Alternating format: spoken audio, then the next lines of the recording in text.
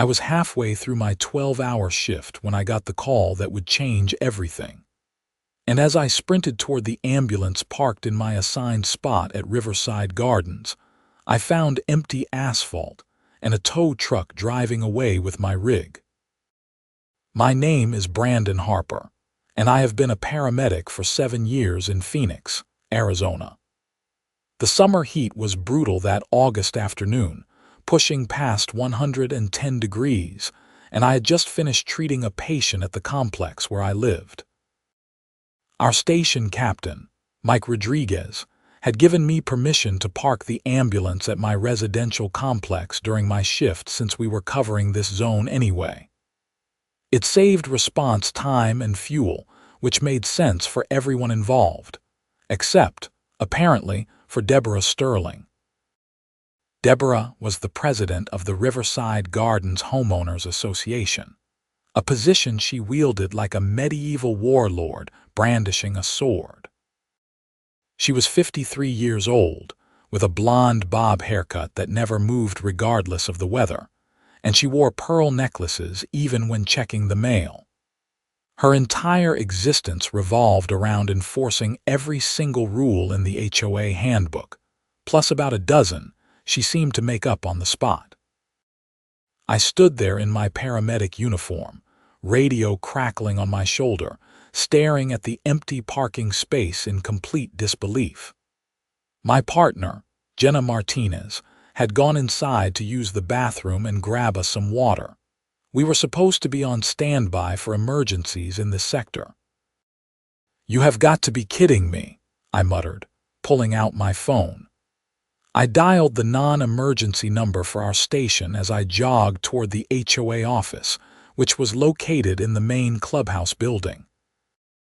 The clubhouse was a Mediterranean-style structure with terracotta roof tiles and pristine white walls.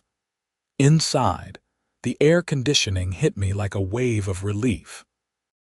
Deborah sat behind a mahogany desk that looked far too expensive for an HOA office, typing on her computer with the intensity of someone writing legislation that would affect millions. "Deborah, where is my ambulance?" I asked, trying to keep my voice level. She looked up slowly, her blue eyes cold behind designer glasses. "Excuse me, Mr. Harper, but you need to make an appointment to speak with me during office hours." "My ambulance," I repeated, feeling heat rise in my face that had nothing to do with the Phoenix sun. "The emergency vehicle that was parked in my assigned spot. Where is it?" "Oh, that." She returned her attention to her computer screen. "I had it towed. Commercial vehicles are strictly prohibited in resident parking spaces according to Section 7.3b of the HOA regulations. It is an ambulance. An emergency response vehicle. I am on shift right now." "I am aware of what it is, Mr. Harper. The rules do not make exceptions based on the type of commercial vehicle. A plumber cannot park their work van here, and neither can you park an ambulance. It is really quite simple." My radio crackled. "Unit 12, do you copy?" I pressed the button. "Unit 12, go ahead." "What is your location? We show you off GPS tracking." My rig was towed. "I am at my residential complex trying to sort this out." There was a pause. "Say again, your ambulance was towed." "Affirmative. Stand by." I looked back at Deborah, who had the faintest hint of a smile on her lips. "Which towing company?" "I need that ambulance back immediately." "Desert Peak Towing on McDowell Road. You will need to pay the towing fee and storage charges, of course." "I believe it starts at $350, plus $50 for every hour it remains in their lot." "You towed an emergency vehicle during an active shift. You understand how insane that is." She removed her glasses and set them on the desk with theatrical precision. "Mr. Harper, I understand you believe your job gives you special privileges, but this is a private community with rules that everyone must follow.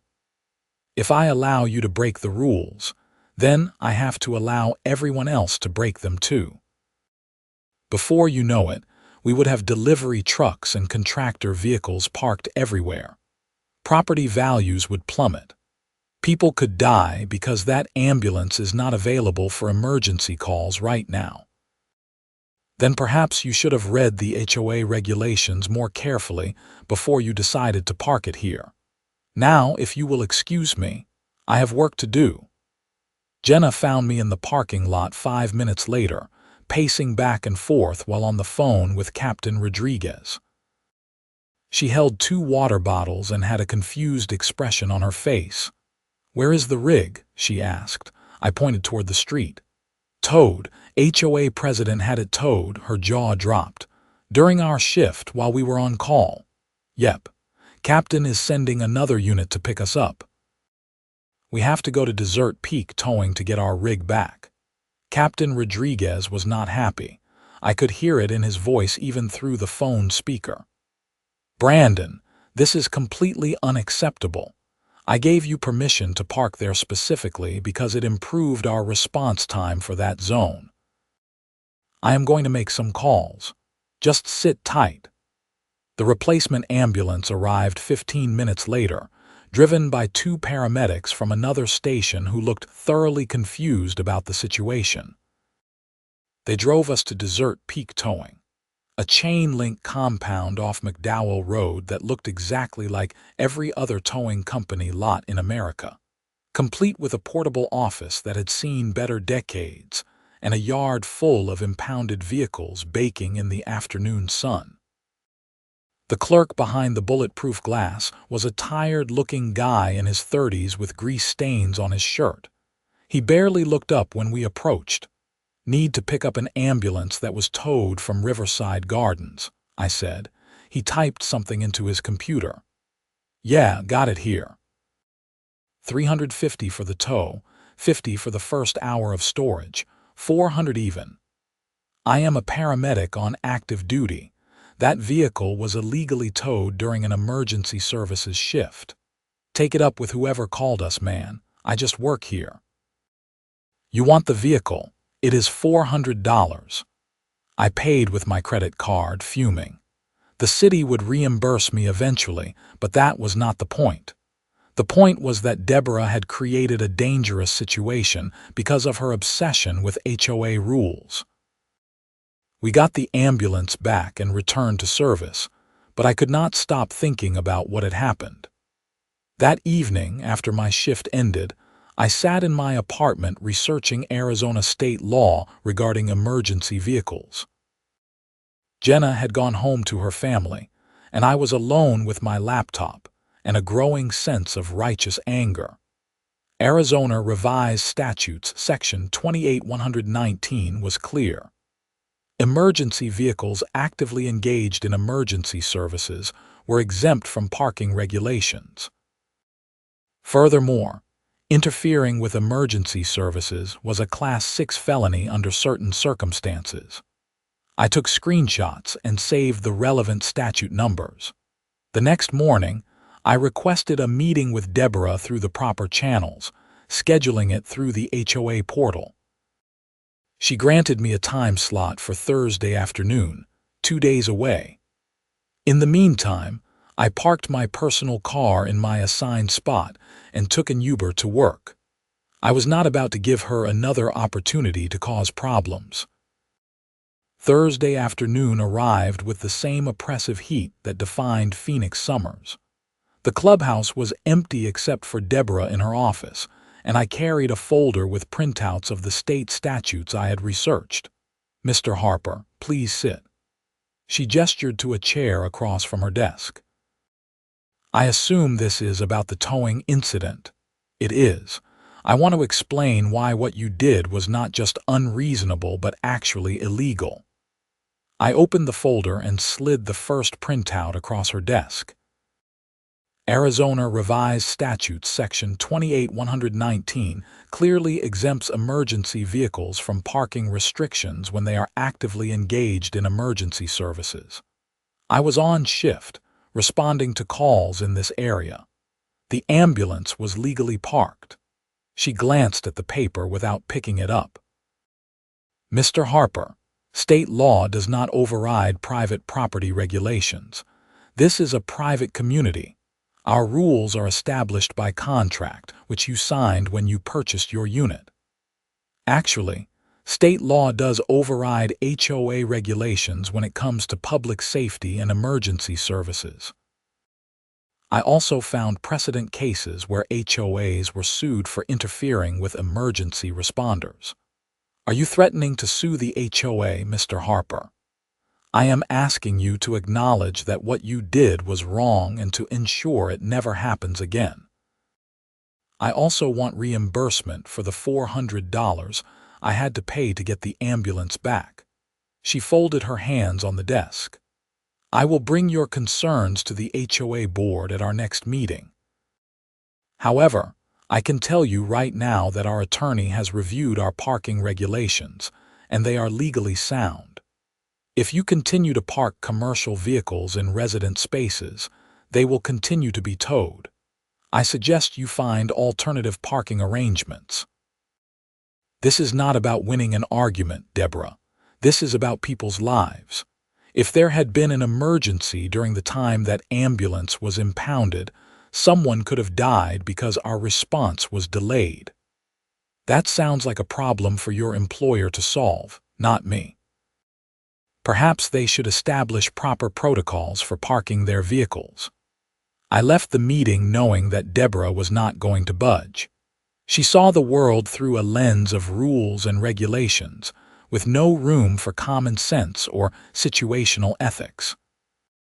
I filed a formal complaint with the HOA board, which consisted of 5 residents including Deborah. I also contacted the city attorney's office to inquire about the legality of towing emergency vehicles from private property during active shifts. The response from the city attorney took a week. The letter stated that while HOAs could generally enforce parking rules on private property, interfering with emergency services vehicles during active emergency response operations could potentially violate state law. They recommended that the HOA create an exception for emergency services vehicles and suggested mediation. I submitted the letter to the HOA board before their next meeting, which was scheduled for the first Tuesday of September. I also signed up for the open forum portion of the meeting, where residents could address the board directly. The meeting was held in the clubhouse's community room, a space usually reserved for birthday parties and baby showers. About 30 residents attended, most of them retirees who apparently had nothing better to do on a Tuesday evening. Deborah sat at a table in the front with 4 other board members. Richard Sterling, her husband, who was 60 years old and worked as a commercial real estate agent. Patricia Gomez, a retired school teacher in her 70s. Frank Morrison, an engineer who worked from home. And Susan Chen, a lawyer who specialized in contract law. The meeting began with standard business: approval of last month's minutes, a financial report, discussion of landscaping contracts. I sat in the audience waiting for the open forum, watching Deborah run the meeting with the efficiency of a corporate executive. When my turn came, I approached the microphone set up in the aisle. My name is Brandon Harper, Unit 237. I am here to discuss the incident where my ambulance was towed during my shift, creating a public safety hazard and costing me $400. Deborah's expression remained neutral. Mr. Harper submitted documentation to the board, which we have reviewed. Would you like to add anything to your written complaint?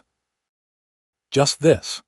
I am asking the board to create an exception in the parking regulations for emergency services vehicles that are actively responding to calls in this area.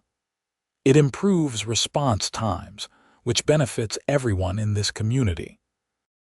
It also prevents the legal liability that comes from interfering with emergency services. Patricia Gomez raised her hand. I think that is a reasonable request. My grandson is a firefighter and I know how important response time is. The issue, Susan Chen interjected, is setting precedent. If we allow ambulances, do we also allow police cars, fire trucks? Where do we draw the line? We draw the line at vehicles actively engaged in emergency response, I said. This is not about letting people park work trucks. It is about recognizing that emergency services deserve an exception. Frank Morrison nodded. I agree with Brandon. We should draft an amendment to the parking regulations. Deborah tapped her pen on the table. I appreciate the input from board members, but I want to remind everyone that our primary responsibility is maintaining property values and enforcing the regulations that all residents agreed to. Making exceptions creates confusion and undermines the entire system. Making exceptions for emergency services creates safety and protects the HOA from liability, I countered. The discussion continued for another 10 minutes before Deborah called for a vote on whether to draft an amendment to the parking regulations. The vote was 2 in favor, 2 opposed, with Deborah casting the tie-breaking vote against it. I returned to my seat, frustrated but not surprised. Richard Sterling, Deborah's husband, had voted with her, as expected. Susan Chen had also voted no, citing concerns about legal precedent. Patricia and Frank had voted yes. After the meeting ended, several residents approached me to express their support. An elderly man named George told me about the time Deborah had fined him $200 for having Christmas lights up past January 1st. A younger woman named Maria described being threatened with a lien on her property because her front door was painted navy blue instead of the approved shade of royal blue. She is on a power trip, Maria said. Someone needs to stop her. I drove home that night thinking about my options. I could continue parking elsewhere and taking Ubers to work, which was expensive and inconvenient. I could park the ambulance at my spot anyway and let Deborah tow it again, creating a paper trail for a potential lawsuit. Or I could try to work within the system, maybe petition to have Deborah removed from the board. The situation resolved itself in a way I never could have anticipated. 3 weeks later, I was working another shift when a call came through for a medical emergency at Riverside Gardens. The address was on Sagaro Lane, one of the newer streets in the development. Jenna and I were stationed at a coffee shop about 2 miles away, and we made it to the location in under 5 minutes. The house was a 2-story Mediterranean-style home with a 3-car garage and immaculate landscaping. A woman stood on the front porch waving frantically. As we pulled up, I realized who it was, Deborah Sterling.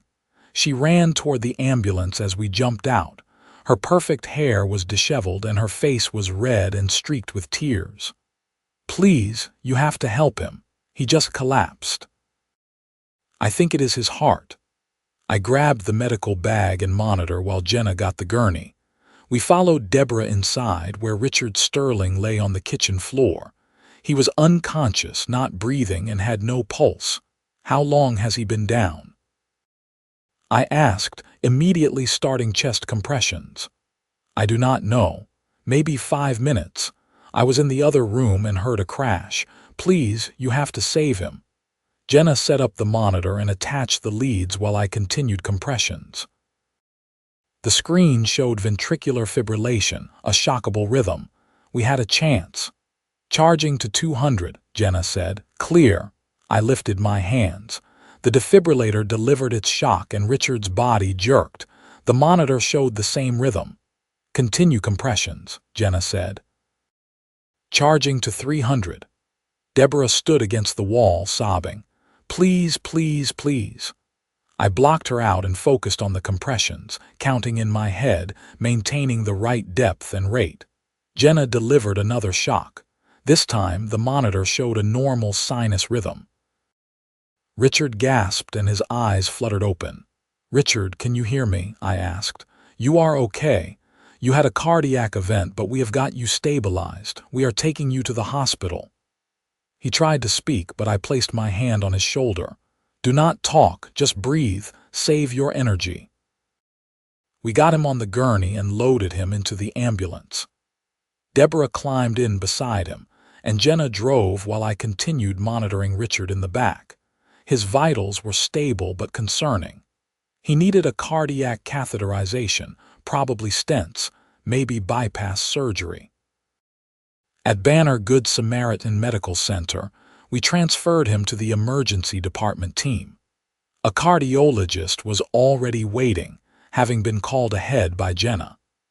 Deborah stayed with her husband, and we completed our paperwork in the ambulance before clearing the call.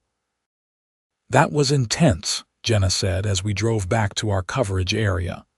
Yeah, Guy is lucky his wife called quickly. You realize who that was, right?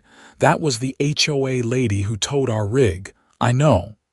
And you still saved him. Of course I did. That is the job.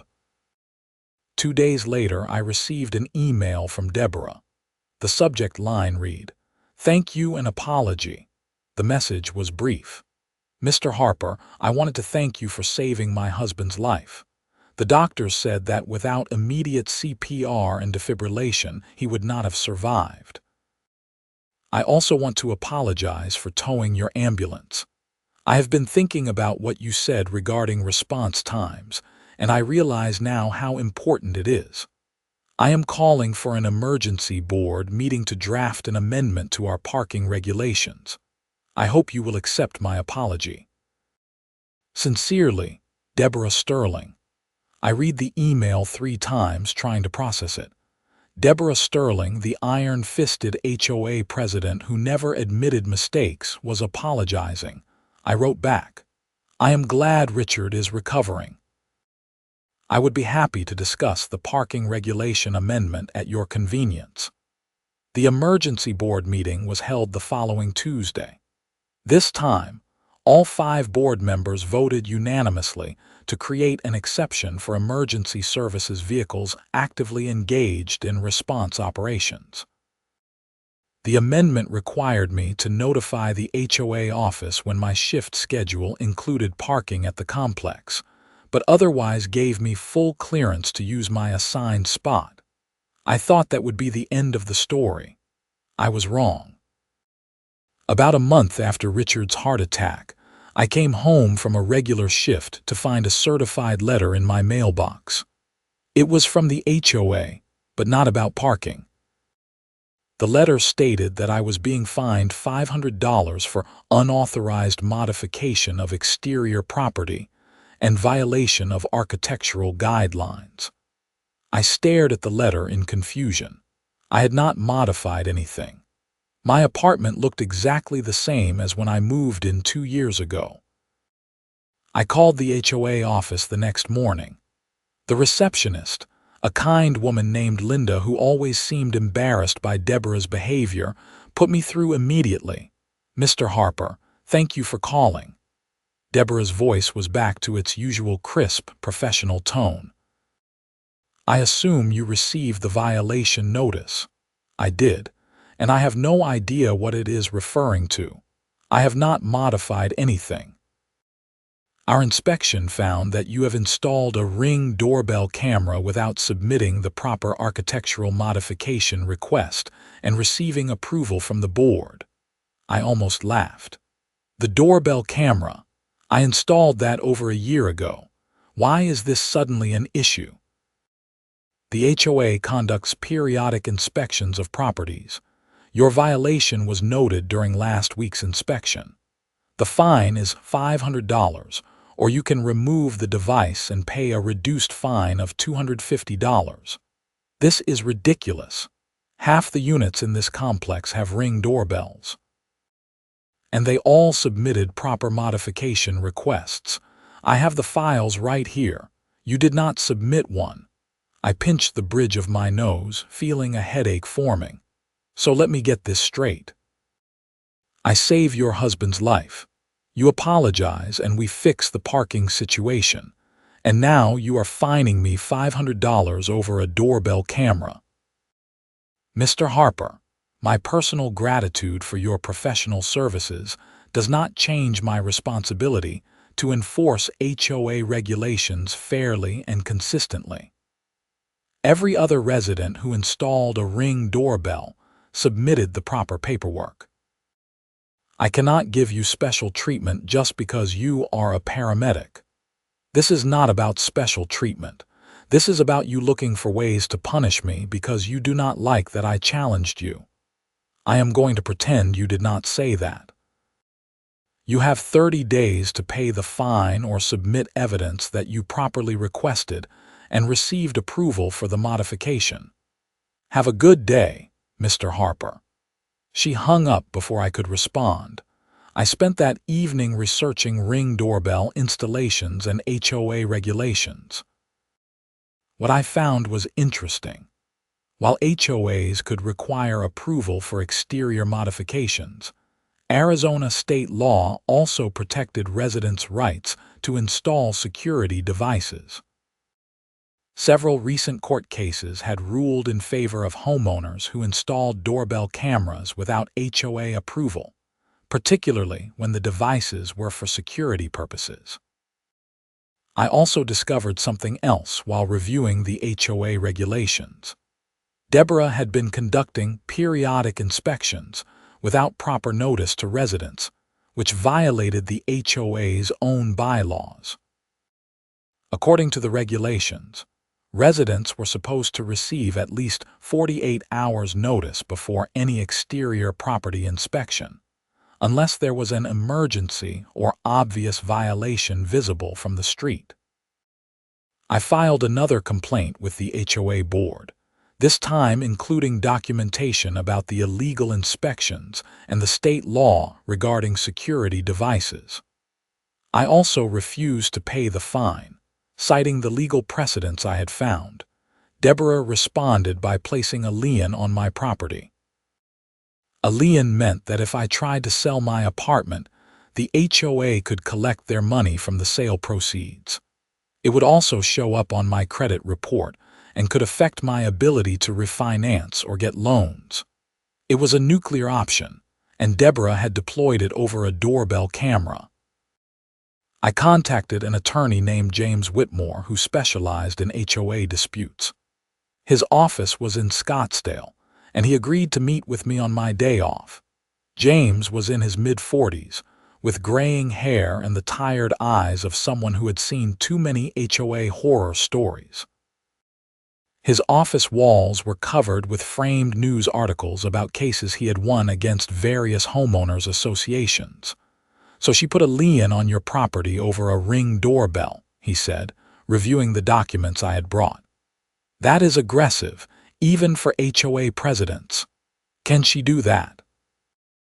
"Legally, probably if the HOA regulations allow for fines and liens, but practically, this is not going to end well for her. You have state law on your side regarding security devices, and she conducted inspections without proper notice. We can challenge the lien and potentially countersue for harassment. How much is this going to cost me? I will be honest. HOA litigation can get expensive. I charge $250 per hour, and these cases can drag on for months. However, if we win, we can often recover attorney fees from the HOA, which means from their insurance company. The question is whether you want to fight this or just pay the fine and move on." I thought about Deborah's smug voice on the phone. I thought about how she had towed my ambulance during an active shift. I thought about all the other residents who had shared their stories of her petty tyranny. I want to fight it.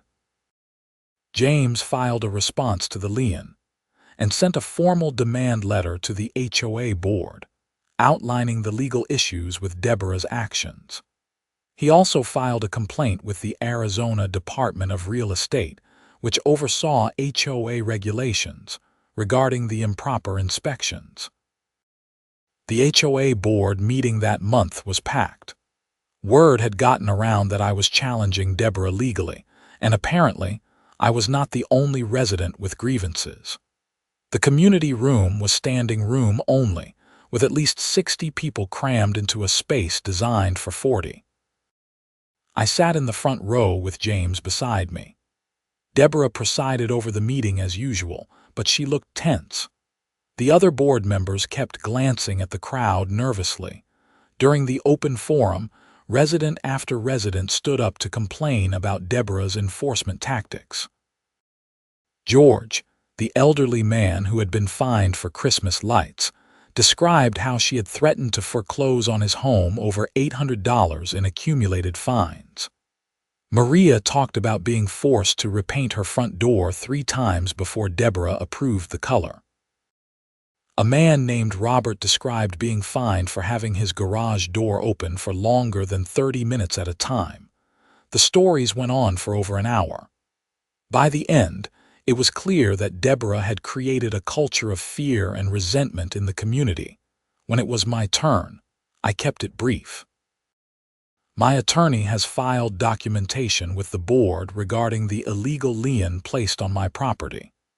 We are prepared to take this to court if necessary. I am also aware that at least 15 other residents in this room have expressed interest in joining a class action lawsuit against the HOA for harassment and improper enforcement of regulations. I hope the board will do the right thing and remove Deborah Sterling from her position before this situation gets any worse. The room erupted in applause. Deborah banged her gavel. Order. We will have order. Mr. Harper, your comments are noted. This board will discuss the matter in executive session and provide a response in due course. Frank Morrison raised his hand. I move that we hold a vote of no confidence in our HOA president. That motion is out of order, Deborah said quickly. Actually, Susan Chen said, pulling out a copy of the bylaws, it is not. Any board member can call for a vote of no confidence at any meeting. It requires a majority vote of the board to remove an officer. I second the motion, Patricia Gomez said. Deborah's face went pale. This is completely inappropriate. I have served this community faithfully for 5 years. And in that time, you have alienated nearly every resident and exposed the HOA to significant legal liability, Frank said. I respect your dedication, Deborah, but your enforcement methods have crossed the line from strict to abusive. The vote was 3-1 in favor of removing Deborah from the presidency, with only Richard Sterling voting to keep her in place.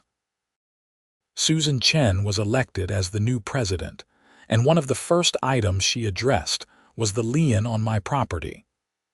I move that we remove the lien on Mr. Harper's property and rescind the fine regarding his doorbell camera, Susan said.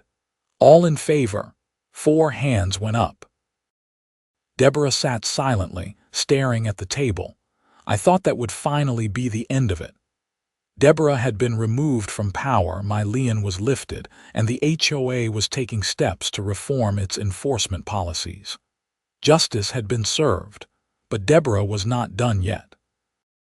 2 weeks after her removal, I came home from a night shift to find that someone had slashed all 4 tires on my personal car. The vehicle was parked in my assigned spot, and there were no witnesses. I filed a police report, but without security camera footage or evidence, there was not much they could do. 3 days later, I found a bag of dog feces on my doorstep. A week after that, someone scratched a long key mark along the driver's side of my car after I had replaced the tires. I knew it was Deborah. I could not prove it, but I knew. I installed additional security cameras covering my parking spot and front door. I made sure they were clearly visible, hoping that would deter further vandalism. For a few weeks, nothing happened, and I started to think maybe Deborah had finally moved on. Then I got a call from Captain Rodriguez at the station. Brandon, I need you to come in early today. We have a situation. What kind of situation? Just come in. I will explain when you get here. I arrived at the station an hour later to find Captain Rodriguez in his office with a woman I did not recognize. She was in her 30s, wearing a business suit, and had the no-nonsense demeanor of a government official. "Brandon, this is Inspector Carla Jenkins from the State EMS Board. She has some questions for you." My stomach dropped. "Questions about what?" Inspector Jenkins opened a folder. "We received a formal complaint alleging that you falsified patient care reports and administered medication without proper protocols. The complaint was filed by Deborah Sterling. She claims that during the emergency call where you treated her husband, you gave him medications he is allergic to and documented procedures you did not actually perform." I felt like I had been punched in the gut. "That is completely false. Everything I did for Richard Sterling was by the book. My partner Jenna Martinez was with me the entire time. The hospital has records that verify our treatment. I understand, and we will be conducting a full investigation. However, until this is resolved, you are being placed on administrative leave. This is retaliation. Deborah is lying because I challenged her authority and got her removed from the HOA board. That may be true, but I still have to investigate every complaint. If what you are saying is accurate and the evidence supports that, you will be cleared and can return to work. In the meantime, you are suspended with pay pending the outcome of the investigation." I looked at Captain Rodriguez, who gave me a sympathetic shrug. "I am sorry, Brandon. I know this is garbage, but we have to follow protocol." I went home in a daze. Deborah had not just attacked me personally. She had gone after my career. Filing a false complaint with the state EMS board was not just petty revenge. It was a calculated attempt to destroy my livelihood. I called James Whitmore immediately. "She filed a false complaint with the state EMS board," I said as soon as he answered. "She is trying to get me fired." "Okay, slow down. Tell me exactly what happened." I explained the situation. James was quiet for a moment, then said, "This is actually good news for us." "How is this good news?" "I am suspended from work. Because filing a false complaint with a state regulatory agency is illegal. It is a form of harassment and defamation. If we can prove she knowingly lied in her complaint, we can pursue criminal charges and a civil lawsuit with substantial damages. Document everything related to the investigation. Get copies of your patient care reports, statements from your partner hospital records. Build an airtight case proving you did everything correctly."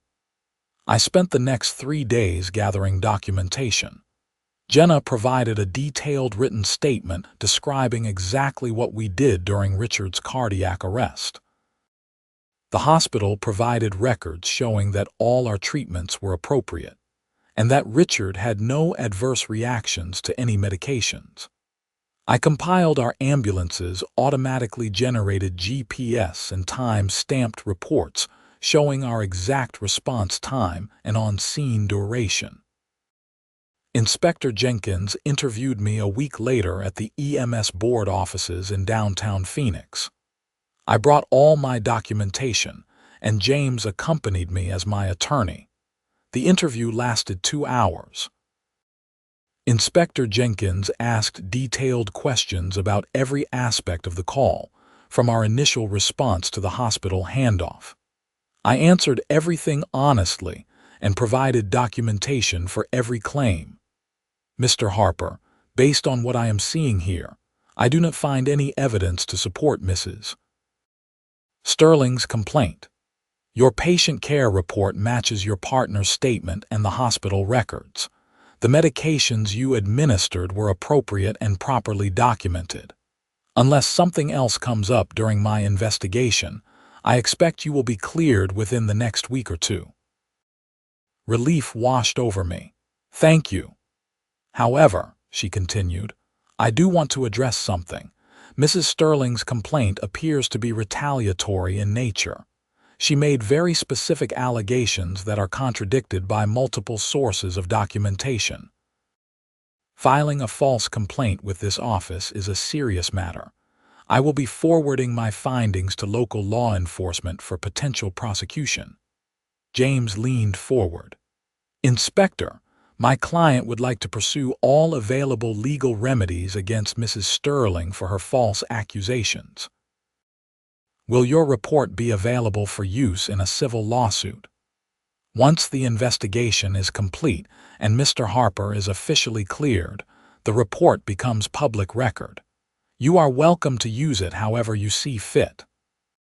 2 weeks later, I received a letter from the state EMS board officially clearing me of all allegations. The letter stated that the complaint was without merit, and that evidence suggests the complaint was filed maliciously. I was reinstated to full duty immediately.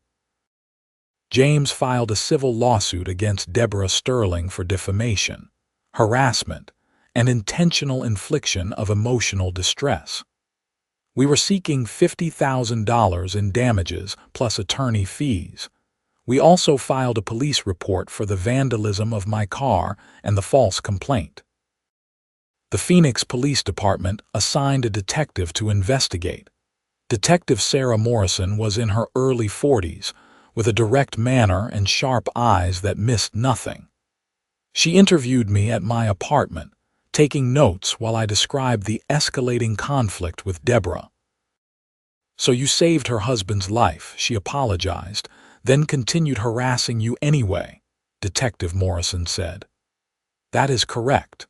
It started with the doorbell camera fine, then the lien on my property, then the vandalism, and finally the false complaint to the EMS board."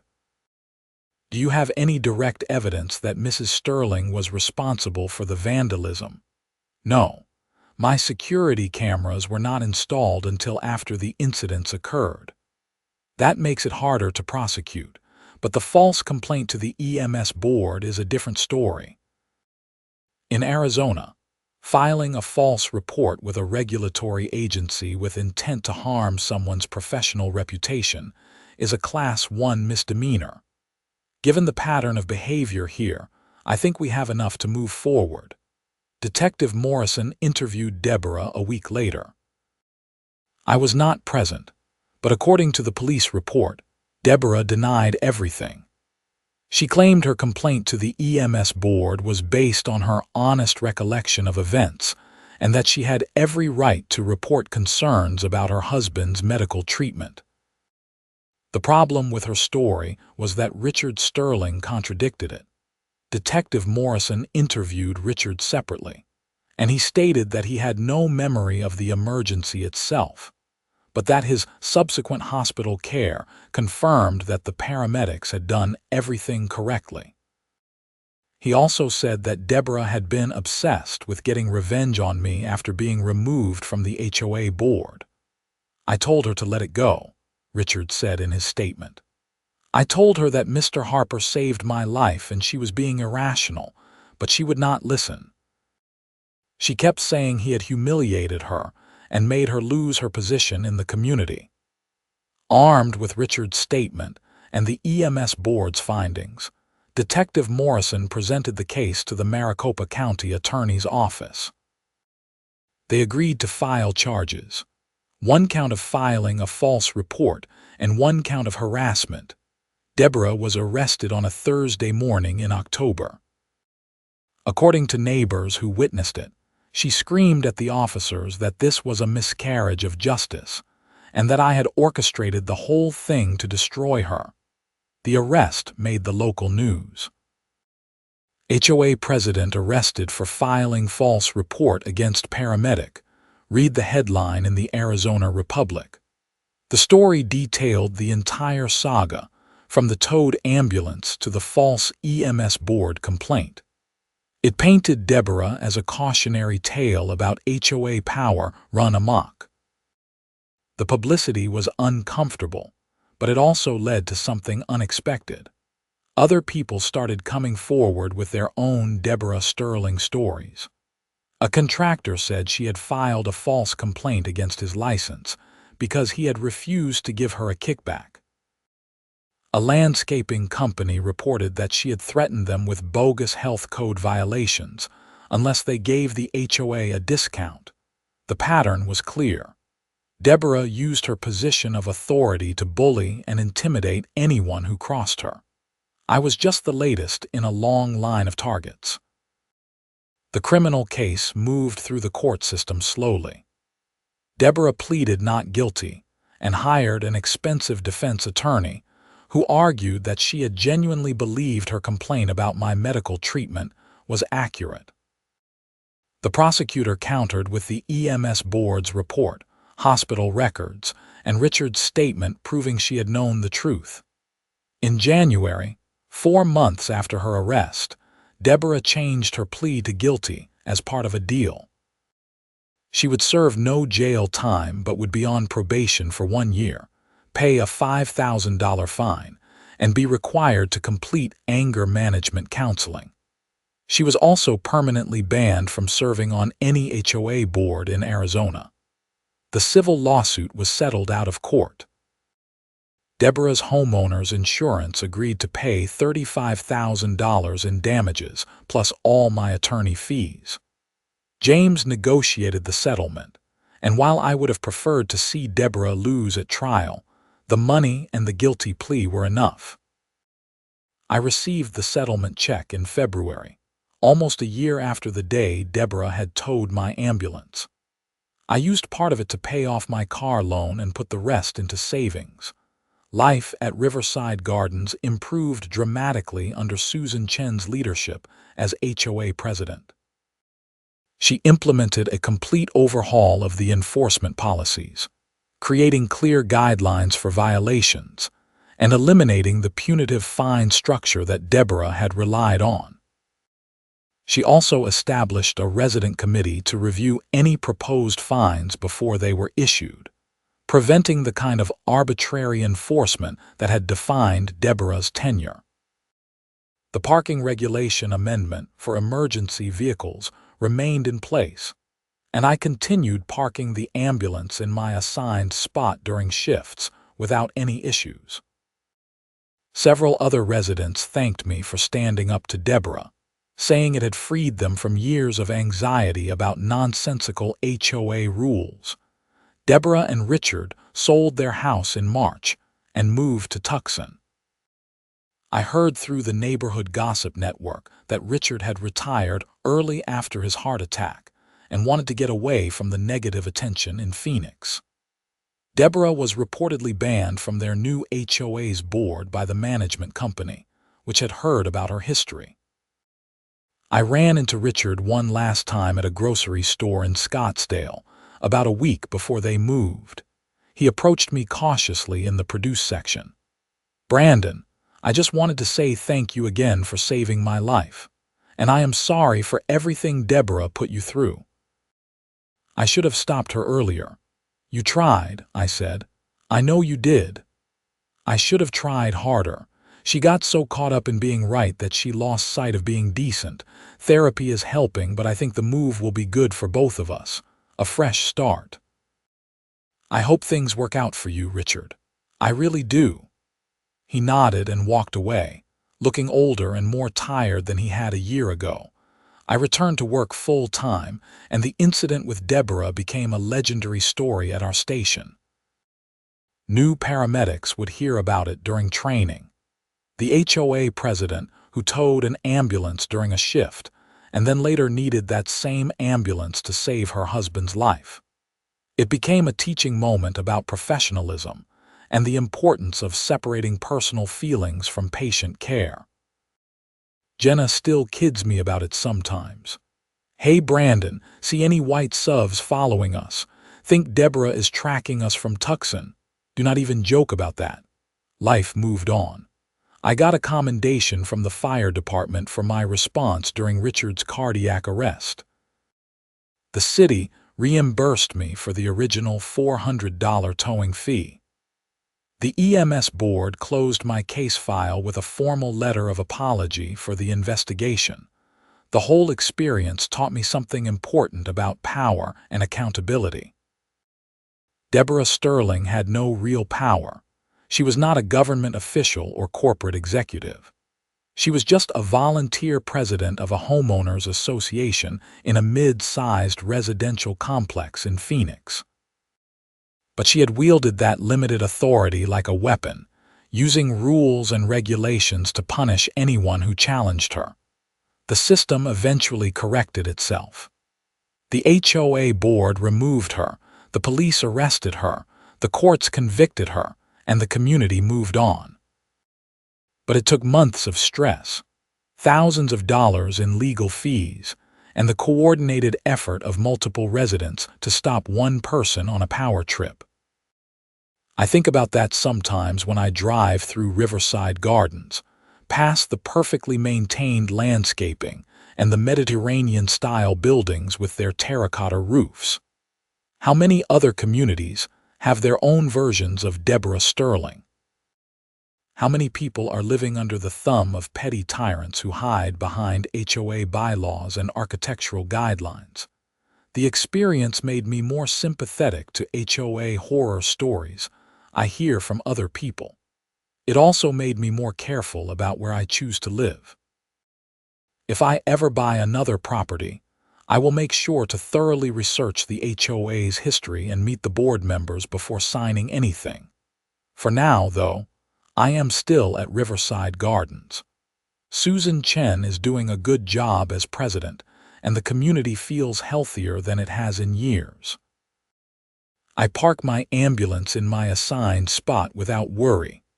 I respond to emergency calls in the area with appropriate response times. I do my job.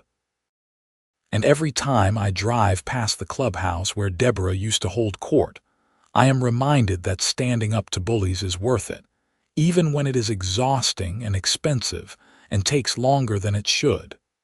The Ring doorbell camera is still on my front door, and nobody has said a word about it. That feels like victory enough. I have maintained my relationship with James Whitmore, the attorney who represented me. He told me recently that my case has become something of a landmark in Arizona HOA law.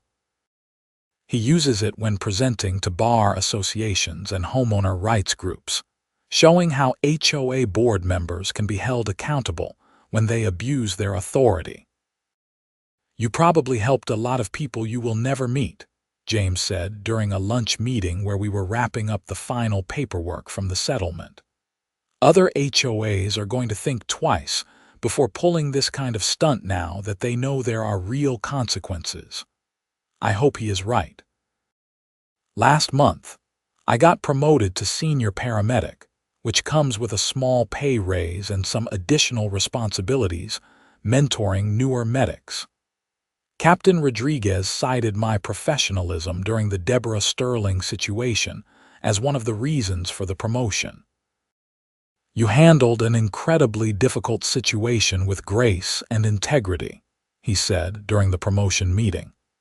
"You never let personal animosity affect your patient care, and you stood up for yourself through proper channels instead of retaliating." That is exactly the kind of example we want our senior medics to set. The promotion felt good, but it also felt like closing a chapter.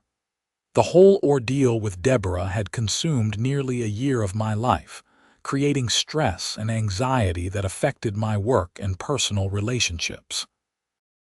Having it definitively resolved, with Deborah held accountable and my career intact, brought a sense of peace I had not realized I was missing. I still work shifts that cover the Riverside Gardens area, and I still occasionally park the ambulance in my assigned spot. Every time I do, I think about that August afternoon when I came out of my apartment to find an empty parking space and a tow truck driving away with my rig. It seems like it happened in another lifetime, even though it has only been a year. The community has changed in subtle ways. People seem friendlier, more willing to chat in the parking lot or by the mailboxes. The atmosphere of anxiety that permeated everything during Deborah's reign has lifted, replaced by a more relaxed sense of community. George, the elderly man who was fined for his Christmas lights, put up an elaborate display this past December. Susan Chen personally approved it, and several residents contributed decorations.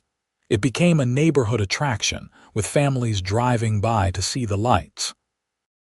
Maria, the woman with the navy blue door, repainted it teal. Nobody said a word. These small acts of defiance against the old regime feel significant. They represent a community reclaiming its identity from someone who had tried to control every aspect of it. I learned a lot about homeowners associations during this experience, most of it unpleasant. I learned that HOAs were originally created with good intentions, meant to maintain property values and provide community services. But I also learned that they attract a certain type of person who craves control and authority without having the temperament or judgment to wield it responsibly. Deborah was that person. She was not evil or malicious in a criminal mastermind sort of way. She was just someone who had found a small domain where she could exercise power, and she had abused that power because nobody stopped her until it was too late. The tragedy is that she probably could have been a decent HOA president if she had approached the role differently. If she had focused on serving the community instead of controlling it. If she had enforced rules with common sense instead of rigid absolutism. If she had treated residents as neighbors instead of subjects. But she did not, and it cost her everything. Her position, her reputation, her criminal record, her home. I do not feel sorry for her. She made her choices and she faced the consequences. But I do think about Richard sometimes. The collateral damage in his wife's war against perceived slights and challenges to her authority. He seemed like a decent guy who got caught up in something larger than himself. I hope they are doing better in Tucson. I hope Deborah got something out of her anger management counseling. I hope Richard's heart remains healthy and he is enjoying his early retirement. Mostly, though, I hope I never have to deal with anything like this again.